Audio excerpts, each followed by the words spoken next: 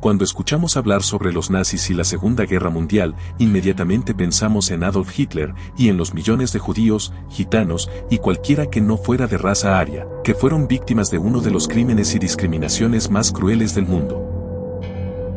Aquellos sórdidos campos de concentración, con sus uniformes de rayas y sus rostros demacrados, no fueron los únicos actos atroces de los que Hitler fue responsable. ¿Sabías del programa de eutanasia autorizado por Adolf Hitler? Poco se ha dicho sobre estas primeras víctimas que sentaron algunas bases para lo que luego serían los campos de exterminio. Y el día de hoy verás los primeros pasos de lo que desencadenó toda una ola de matanzas. Este es el caso de la eutanasia sistemática de Adolf Hitler.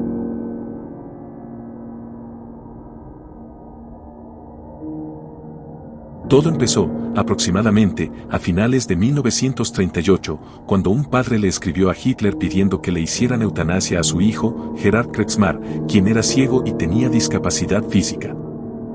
Hitler mandó a Karl Brandt, uno de sus doctores personales, a investigar el caso, para averiguar si el niño de verdad era un monstruo como lo había llamado su padre.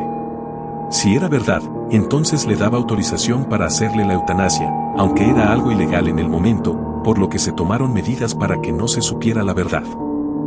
Así, en julio de 1939, el niño Gerhard Kriegsmark se convirtió en el primer caso, tomado como prueba, para el programa de eutanasia que se llevaría a cabo a partir de ese año.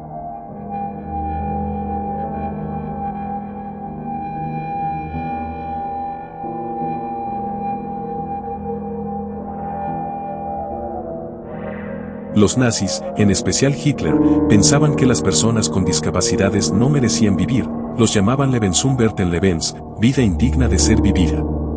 No merecían vivir aquellos que estaban sin participar en la guerra por ser discapacitados, débiles física y mentalmente, viviendo seguros en hospitales psiquiátricos. Al principio, solo niños menores de 17 años eran elegidos para la eutanasia y se hacía sin el consentimiento de los padres. Pero en octubre de 1939 se empezó a utilizar también en adultos. Hitler le dijo al secretario de la Salud en el Ministerio Interior y a Hans Lames que él consideraba correcto que la vida que no merece vida de las personas con enfermedades mentales sean eliminadas con acciones que signifiquen la muerte y puso de ejemplo Hitler casos en los que los enfermos mentales solo podrían acostarse sobre arena o acerrín, porque se ensucian a sí mismos continuamente, en donde los pacientes ponen sus propios excrementos en sus bocas, comiéndolos, etc.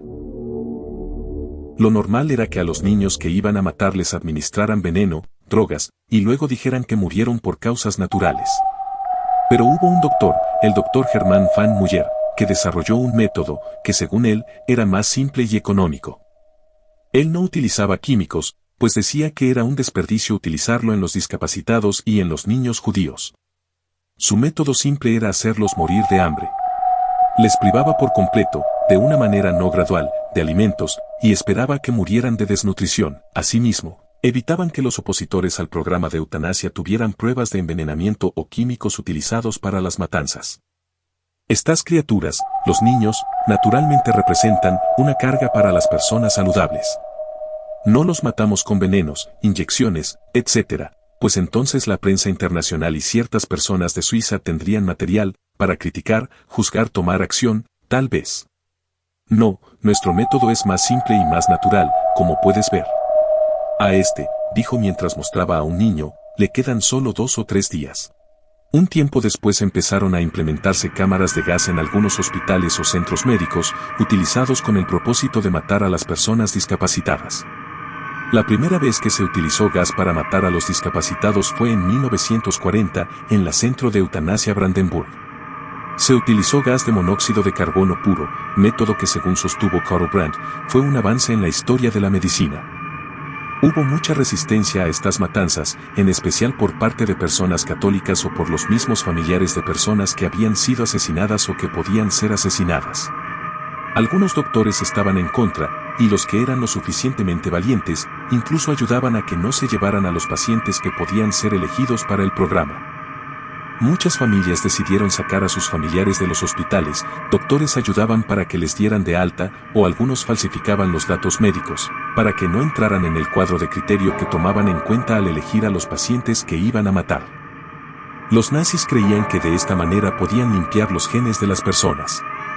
Ellos creían en la eugenesia, un movimiento filosófico social que se basa en la mejora de los rasgos de una raza, por medio de la genética. Si se eliminaban todas las personas que se creían que podían heredar o manchar los genes de futuras generaciones, entonces la raza mejoraría. Esto incluía la creencia de que los antisociales, personas con problemas de aprendizaje o problemas de socialización, eran así por sus genes, individuos que por esas razones también asesinaron. Por esta creencia eugenésica, se comenzaron a hacer experimentos en gemelos. Creían que los rasgos de personalidad eran causados por genes, y no por condiciones sociales, así pensaban que, al estudiar gemelos, tendrían la respuesta a todas sus hipótesis con respecto a los genes y cómo mejorar la raza aria.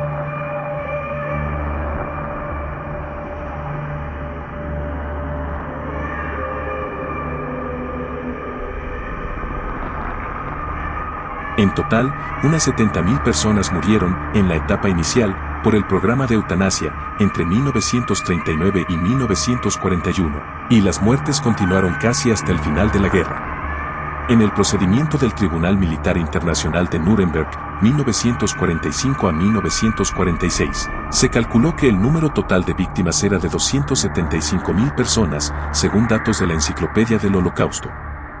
Finalizada la guerra, se intentó que la asociación entre medicina, psiquiatría y nazismo no fuera valorada ni recordada. Los propios médicos intentaron ocultar el accionar de sus colegas por el gran desprestigio que su conocimiento público determinaría. La comunidad médica y psiquiátrica alemana intentó ocultar y olvidar, y la comunidad psiquiátrica internacional avaló, en la práctica, esta decisión que permitió que muchos médicos asesinos bajo el nazismo continuaran ejerciendo su profesión e incluso muchos de ellos obtuvieran reconocimiento en Alemania o Austria, e incluso reconocimiento internacional.